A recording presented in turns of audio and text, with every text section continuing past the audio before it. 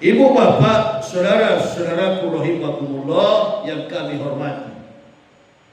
Kami muliakan takzim kami kepada para alim ulama, tokoh-tokoh masyarakat, Badan Kemakmuran Masjid Raya Hutai Baru, Padang Sidempuan, Sumatera Utara.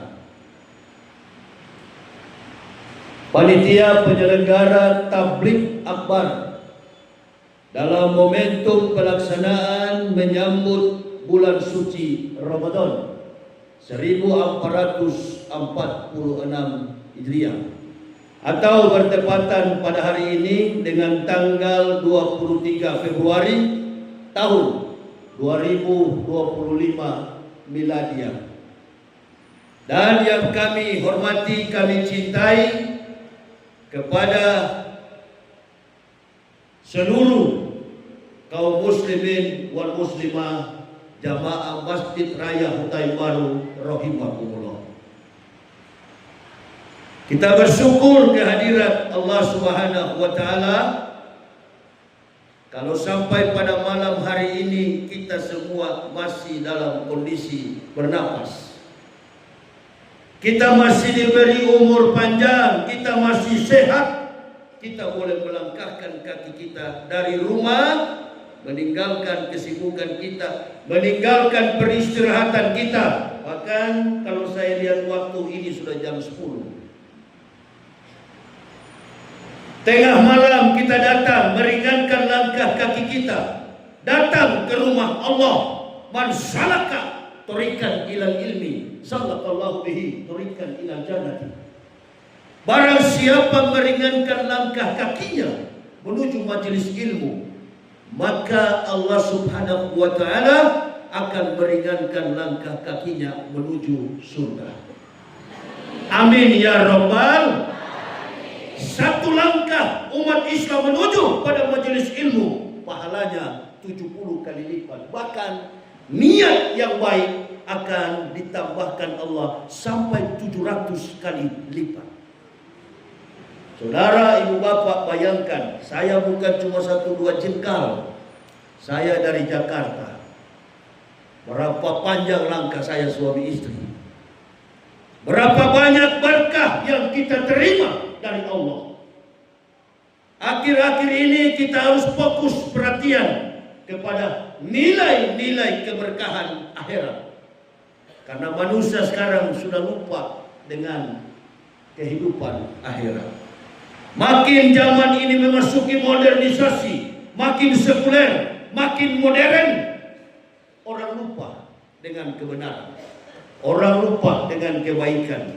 Kita berkumpul pada saat ini sebagaimana sambutan yang disampaikan tadi oleh ketua panitia, bahkan ketua masjid sudah menjelaskan tentang cikal bakal berdirinya Masjid Hutai Baru dan namanya Alam Dunia. Apalah arti sebuah nama? Kita tidak memerlukan sebuah nama. Kita tidak mencari tahu latar belakang. Ini intinya adalah rumah Allah. Lama dia berdiri, cepat dia berdiri, sudah ratusan tahun, bahkan jutaan tahun. Kita hanya mencari pahala akhir. Amin ya rabbal. Masjid ini ramai, masjid ini menjadi tempat di mana dakwah disampaikan, dan masjid ini insya Allah menjawab setiap persoalan umat manusia, khususnya kaum mukmin wal mukminat. Maka di setiap momentum kesempatan yang Allah berikan, tahun-tahun Hijriah, tahun-tahun Masehi, kita diperhadapkan dengan peringatan hari besar Islam, dan masuklah kita. Dalam doa kita, Allahumma baligna fi syahri Ramadan. Ya Allah, sampaikan kami pada bulan Ramadan. Sudah diterangkan tadi, dibacakan ayatnya, bahkan yang menerjemahkan tadi sudah kita dengar, syari tilawah. Diwajibkan bagi kamu, wahai orang-orang beriman, untuk berpuasa di bulan Ramadan. Berpuasa, wajib berpuasa di bulan Ramadan, Ramaj. Dalam hadis, man pariya bidukuli Ramadana haramullahu jasadahu ala niran. Barang siapa merasa gembira, senang, bahagia menyambut datangnya bulan suci Ramadan, maka Allah Subhanahu wa taala haramkan baginya neraka.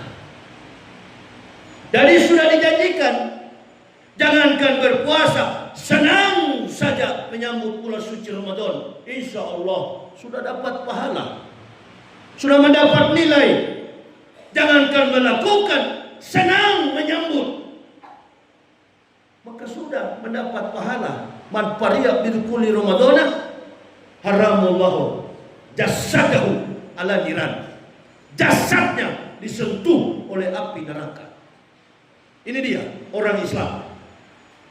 Siapa yang senang, maka dia diharamkan dari neraka. Siapa yang tidak senang, sebaliknya, itu dia. Itu dia. Siapa yang tidak senang? Yang tidak senang adalah iblis, setan dan pasukannya. Karena dia sudah tahu, setan iblis sudah tahu, pasukan-pasukannya, manusia kafir dan munafik sudah tahu. Ini mau datang bulan yang dimana kami akan diikat. Bertanya jemaah, bagaimana setan diikat? Ini pertanyaan yang tidak masuk akal. Sama dengan Isra Miraj. Ketika kita melihat perjalanan Isra berjalan, Miraj naik. Karena kekecilan logika kita, kemampuan daya pikir kita dibatasi oleh aspek ruang dan waktu, space and time. Nah sekarang pertanyaannya, siapa yang tidak senang Ustaz? Bagaimana setan diikat? Bagaimana iblis dibelenggu?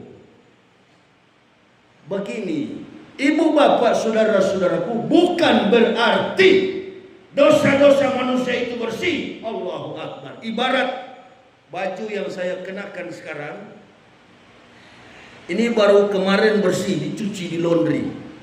Nanti 1-2 jam usai saya ceramah, sudah berbau keringat. Ini mulai berkeringat ini. Maka pakaian ini adalah menggambarkan tabiat, behavior, kelakuan, akhlak manusia. Setiap saat, kafir maupun mukmin, pasti kita semua ada Siapa yang membuat kita berdosa? Siapa yang membuat kita berdosa? Setan. Setan yang menjerumuskan kita ke dalam dosa. Dari manusia pertama, Adam, dan istrinya Siti Hawa. Mereka suami istri jatuh ke dalam jurang kebinasaan, dosa. Dan itu menjadi pakaian anak cucunya. Maka Nabi SAW mengingatkan kepada kita, Kulu amal ibni Adam lahu ila syaum fa inna liwa ana azibih. Kulu amal ibni Adam, ketahuilah amal anak cucu Adam, semua perbuatan anak cucu Adam adalah untuk dirinya. Liwa ana, faqala Allah Ta'ala, liwa ana azibih, kecuali aku puasa untuk aku, kata Allah. Kecuali puasa untukku.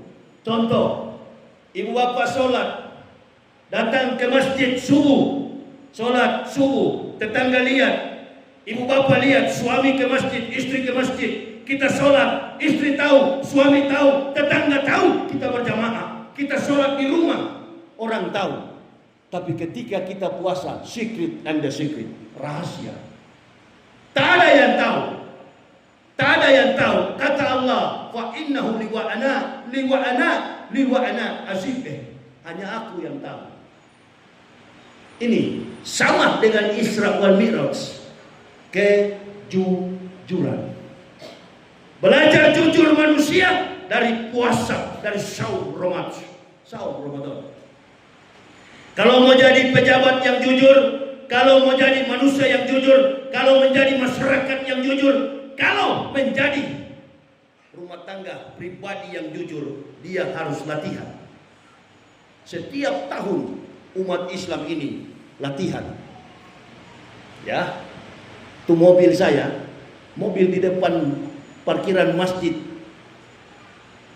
Setiap ibu bapak yang punya kendaraan roda 2, roda 4, setiap mencapai 5.000 kilometer, mobil saya itu harus ganti oli.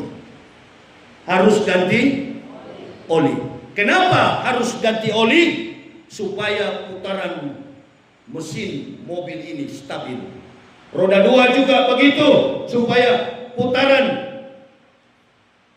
mesin motor cycle, atau istilah orang Melayu, istilah orang Batak, kereta, supaya putaran mesinnya baik, stabil, bertahan berpuluh-puluh tahun. Ganti oli. Apakah ketika ganti oli cek mobil saya berubah? Tidak. Kalau ganti oli, mesin yang berubah. Saya mau tahu, saya mau lihat ibu bapak, mana yang kita suka? Mobil bodinya bagus, mesinnya keropos, mesinnya rusak, atau bodinya rusak tapi mesinnya bagus? Pilih. Pilih. Silakan pilih. Mobil bodinya rusak, reot, tapi mesinnya kuat, atau bodinya bagus, mesinnya reot. Mesinnya bagus, kendati bodinya hancur. Artinya biar nenek-nenek, biar sudah tua, yang penting beragama, bodi sudah kalah kita. Ini yang dimaksud oleh Allah. Fa innahu li wa ana azid.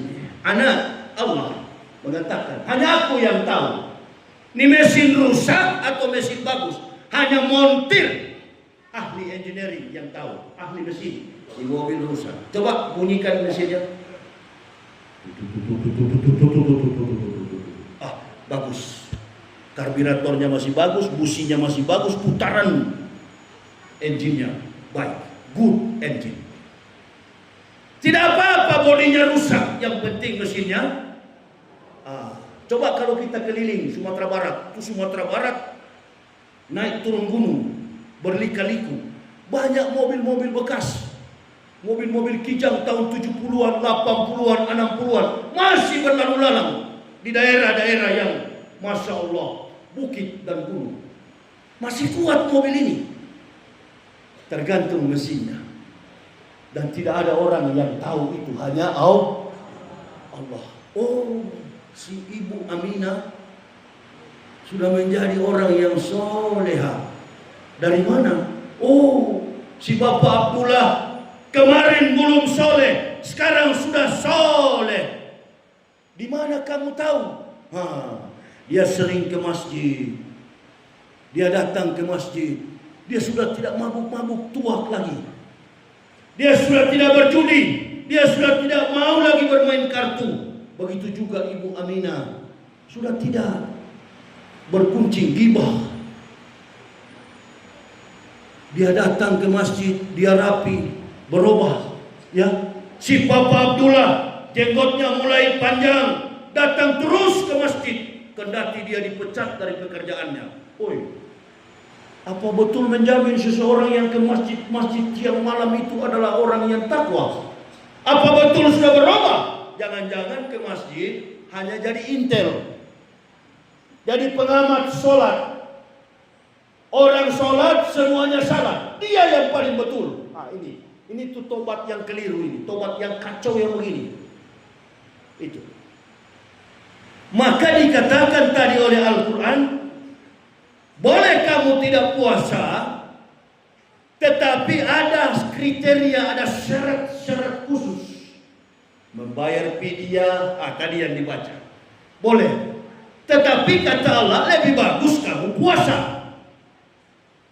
orang tua-tua atau orang yang berpenyakit berat boleh tidak puasa. Tapi kata Allah, sebaiknya kamu lakukan kalau kamu tahu bagaimana pahala di dalam puasa itu. Ini dia. Bahkan orang yang menderita penyakit penyakit GERD, ketika dia saum dengan ikhlas, man sauma ramadhana imanan wa ihtisaban ghufra lahu ma taqaddama min dzanbi. Barang siapa berpuasa dengan iman kepada Allah, maka Allah akan mengampuni dosa-dosanya, dosa-dosa sekecil apapun di masa lampau Allah ampuni. Itu nilai takwanya.